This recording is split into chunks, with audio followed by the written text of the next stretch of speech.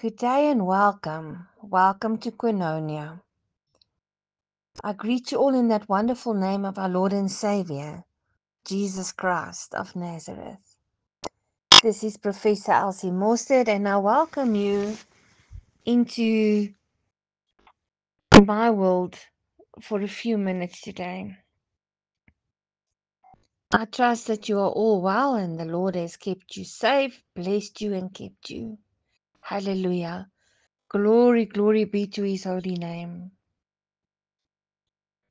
Today I want to welcome you to come in Koinonia with me as we discuss the heart of a king and we talk about lessons that we can learn from the life of David.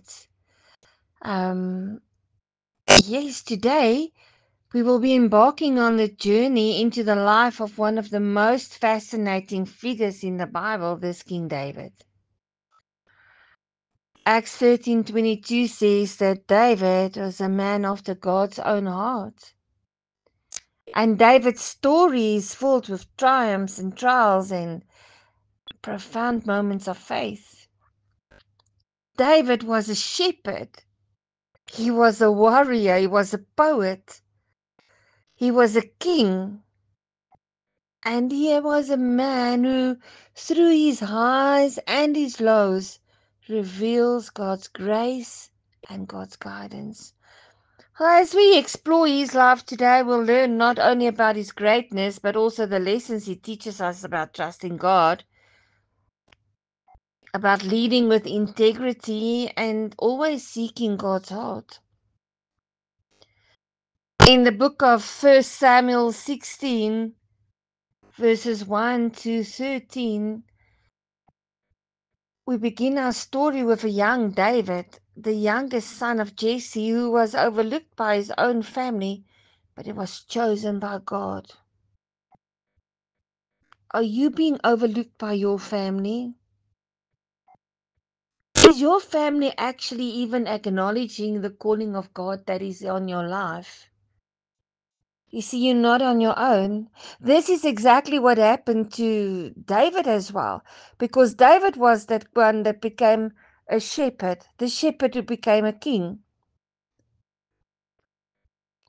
In David's instance, King David's instance, Samuel the prophet was sent by God to anoint a new king over Israel, for Saul had failed in his obedience to God. David, a humble shepherd, was called from tending sheep to standing before the prophet Samuel, who anointed him as the future king of Israel. 1 Samuel 16 verse 7 says, "But the Lord said to Samuel, do not look at his appearance or at his physical stature, because I have refused him. For the Lord does not see as man sees. For man looks at the outward appearance, but the Lord looks at the heart." You see, the first lesson that we can learn from the life of King David is that God doesn't choose people based on outward appearance or status. He looks at the heart. Like David, we are called to be faithful in whatever God has given us to do, no matter how small or how unnoticed it may seem. Our hearts should be fully devoted to God, and He will honor that. Then in the book of 1 Samuel 17 verse 1 to 50, which is one of the most well-known stories in the Bible, which is David's defeat of Goliath, the giant warrior from the Philistine camp. As the young shepherd, David was sent to deliver food to his brothers at the front lines of the battle. And when he saw Goliath mocking the armies of Israel, David's heart was stirred. With nothing but a sling, a few stones, and an unshakable faith in God, he confronted the giant and defeated him.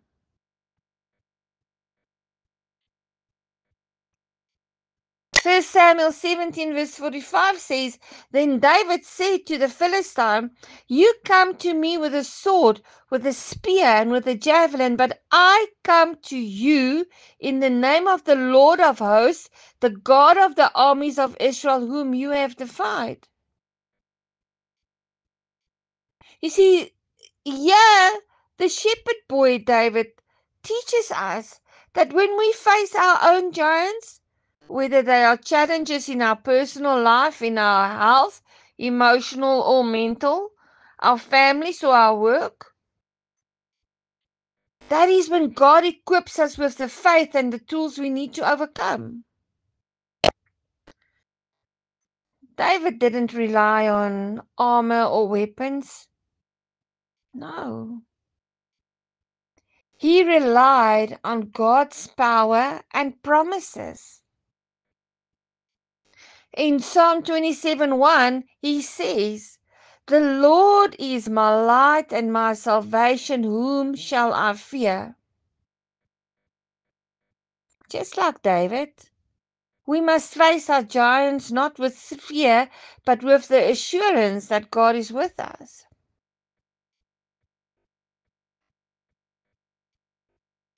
You see, when David was in the wilderness, he had faith.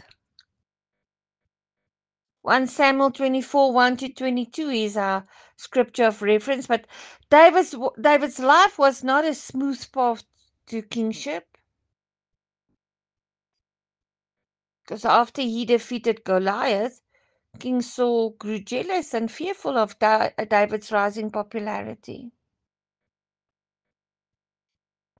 David the shepherd boy spent years running from Saul, hiding in caves and living in the wilderness. And even in one instance, David had an opportunity to kill Saul while the king was asleep in a cave, but instead he spared his life, trusting that God would deal with Saul in his own time. 1 Samuel 24 verse 6 says, And he said to his men, The Lord forbid that I should do this thing to my master, the Lord's anointed, to stretch out my hand against him, seeing he is the anointed of the Lord.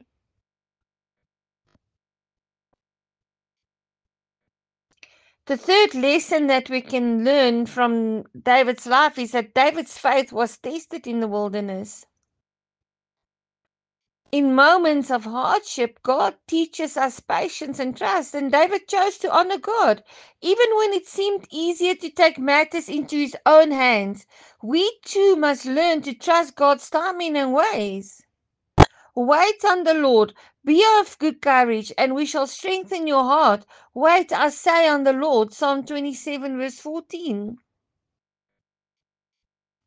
No matter how badly you want to intervene into a situation, no matter how badly you do not agree with what somebody that is anointed by God doing, no matter what opportunities you have to bring that person down, you as a man, it's not up to you as a man or as a woman to bring somebody down that has been placed in a place of authority, that is in that is walking in the anointing of God. It's not up to you to make those decisions. You have to have good courage. You have to wait on God. You must learn to trust God's timing and ways, because the Lord has appointed and the Lord will remove. The Lord will set up and the Lord will take away. The Lord is the one that makes the decisions, not you as a person who is trying to bring somebody else down. God has got perfect timing and he will do it. You see how King David had a heart of repentance. We read about that in the book of 2 Samuel 12, verse 1-13, because while David was known for his strong faith, he wasn't perfect.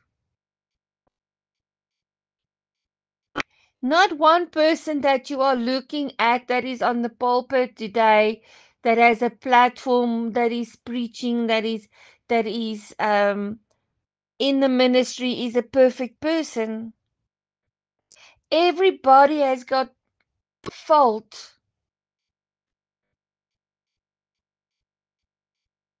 One of the darkest chapters in David's life was his affair with Bathsheba, which led to the murder of her husband. And when the prophet Nathan confronted David, he was deeply convicted of his sin and he repented. He repented with a broken heart. In Psalm 51, we see David's heart of repentance saying, "Create in me a clean heart, O God, and renew a steadfast spirit within me." Psalm 51, verse 10.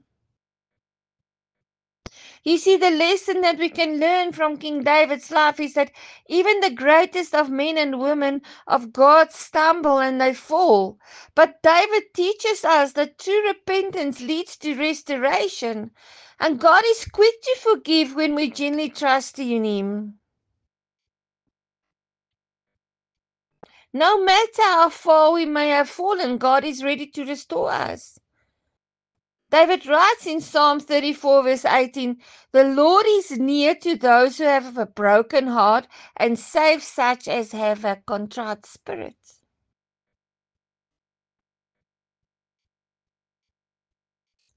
Acts 13 verse 22 tells us about David's legacy, a man after God's own heart. You see, in the New Testament, the Apostle Paul references David as a man after God's own heart. David's life was not defined by his mistakes.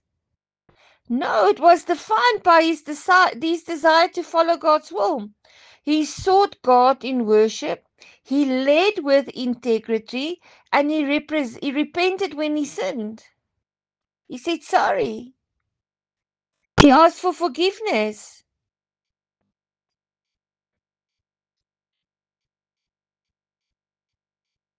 You see, your life is not defined by your mistakes. Your life is not defined by the actions of the past. You cannot go back to the past and change things. But you can change your current, your present, and your future by asking forgiveness, by repenting, by saying, "I'm sorry."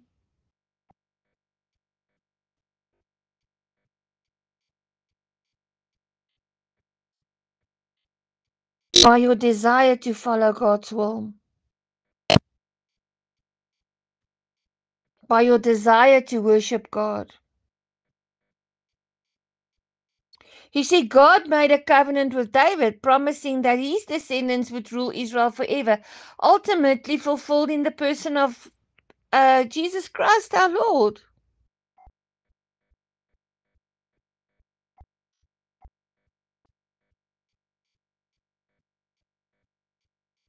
Acts 13 verse 22 says, "And when he had removed them, he raised up from them David as king, to whom also he gave testimony and said, I have found David the son of Jesse, a man after my own heart, who will do all my will."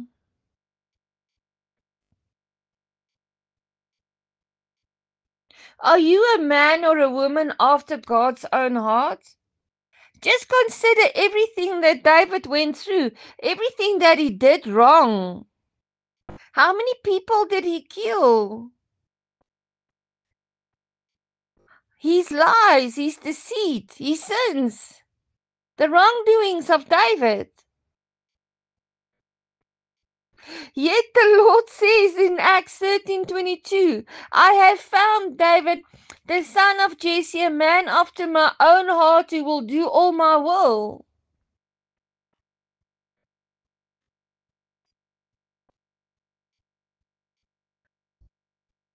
There are many of us that are walking this earth today that are trying to do God's will, but are we doing God's perfect will?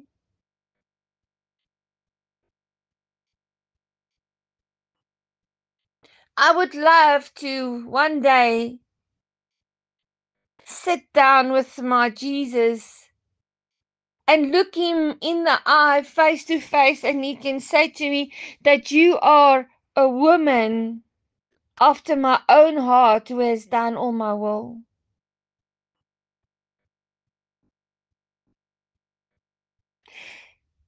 Lesson number 5 in today's session is that David's legacy reminds us that our lives, though imperfect, can be marked by a heart that seeks after God. We don't have to be perfect to be used by God.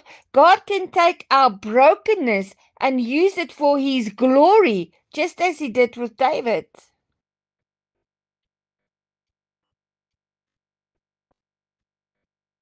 As we reflect on the life of King David, we see a man who was not perfect, but he was deeply committed to God.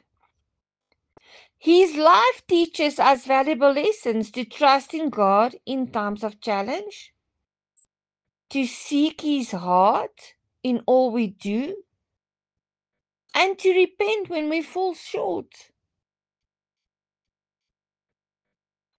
But above all, David's story points us to the ultimate King, Jesus Christ, the Son of David, who came to redeem us from sin and offer us eternal life.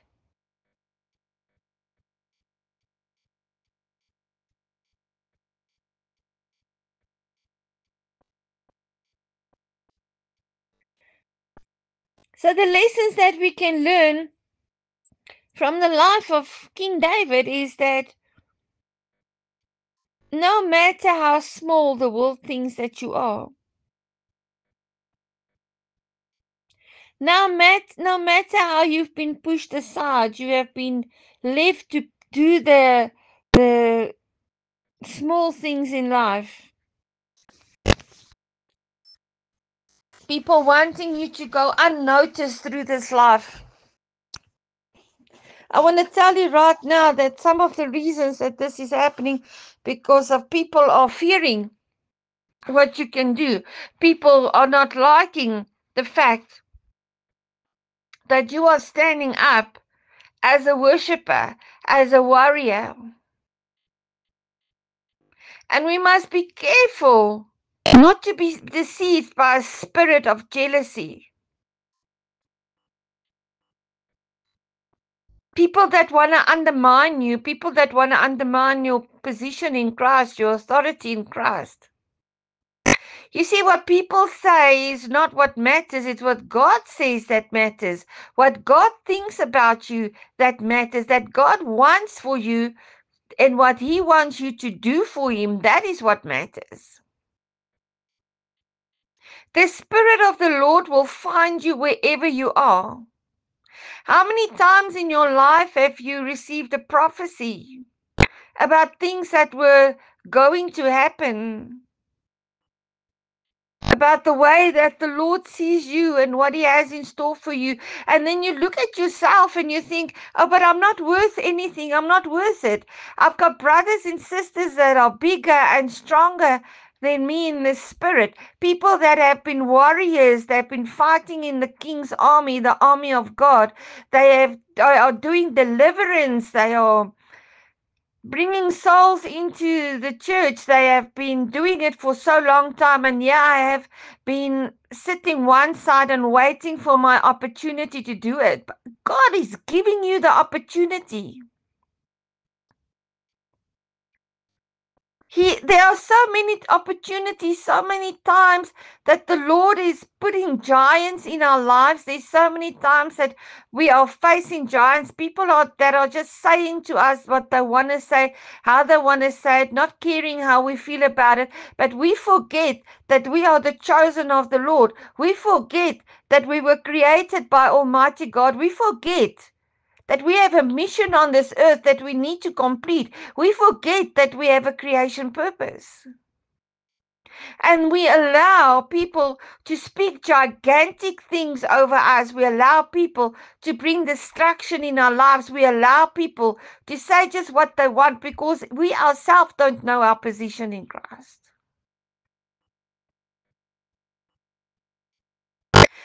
See, the Lord has made you His right from the beginning. What are you doing about making Him yours in your life? About seeking God's will, about doing what He wants you to do, like being on the battlefield. where he wants you to be. If David had not been on the battlefield that day, if David had delayed, if David had said, I will go later to give food to my brothers, if David wasn't there at that time, when Goliath was there, he would have missed the opportunity to become the giant slayer. He would have missed the opportunity to go down in time and have a legacy of the giant slayer. What have you got in your hands? What do you have? What talents do you have? What gifts do you have? What is it that you can offer? The kingdom. David came with a slingshot and a stone. What do you have? What are you doing to stand up for the name of the Lord Jesus Christ? What are you doing to protect his name? What are you doing when people are using his name in vain? What are you doing when people are under the mantle of religion and the mantle of being called and the mantle of being a giant in the spiritual world of today, the walking amongst the ministers and the preachers of this day under that mantle, using their mouths to break you down, to break the people of God down, using platforms to sow discord, to sow hatred, to sow whatever it is that they are doing. What are you doing about it? Are you choosing to remain in the field where nobody can see you, hidden away? Or what are you using as your own hiding space? Have you been exposed to the ministry? Have you been out there? Have you been preaching the gospel of Jesus Christ? Have you been on the marketplace? Have you been feeding the hungry? Have you been looking after the widows and the children? Have you been preaching the gospel of the Lord and you just turned your back on it because somebody injured you? The church hurt you. Somebody said something that you didn't like. I want to tell you today, my listener, my friend, it wasn't God that did that to you. You have had many opportunities to stand up and take on the giants in the life and to defeat them in the name of our Lord and Savior. You see, David's story pointed to the ultimate King, Jesus Christ, the Son of David, who came to redeem us from sin and offer us eternal life. How will people remember your name? Think about the blind man at the gate who said, Jesus, Son of David, if you want to, you will heal me. The man was blind. He couldn't see, but he knew in his blindness that the Son of David was in his midst. You see, my dear listener, like David, God calls us to live lives that are fully surrendered to him. He calls us to trust him in our battles, to honor him in our leadership, and to humble ourselves before him in repentance. Are you really trusting God in your battles? Are you really honoring God in your leadership? We have to be so careful not to honor self. Because remember, every opportunity that we have to spread the good gospel of Jesus Christ is an opportunity to give honor to God. Let him come to the forefront. He is the VIP, not me. Rather make me less and God more, because the Lord will give us the opportunities just as he gave to David.